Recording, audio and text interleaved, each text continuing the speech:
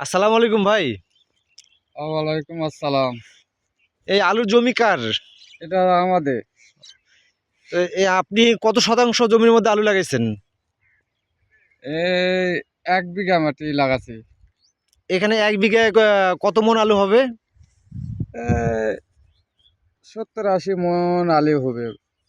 ৭০-৮০ মন। এখানে খরচ কত হয়েছে আপনার এক বিঘা জমিতে? 1 বিঘা মাটি মেলা টাকা খরচ ভাই।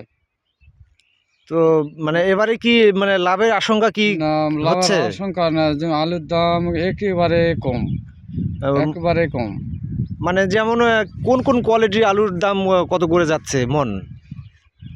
এই 12-13 যাচ্ছে, কয়েকদিন আগে 600 টাকা পর্যন্ত কিনলো।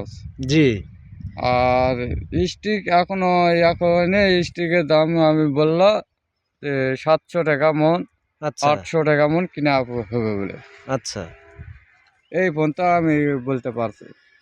তো তবে এখন এবারে আলু কি তো আপনাদের মানে আপনারা কি একটু ভেঙে পড়ছেন নাকি যে আলুর দাম কম আমরা আসায়?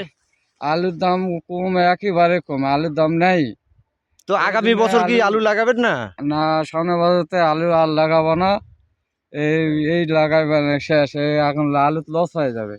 আচ্ছা, লস এবার আসলে কয়েক বছর তো আমরা দেখলাম আলুর অনেক দাম। তো হ্যাঁ, এবার একটু নরমাল হয়েছে, সমস্যা কি তাতে?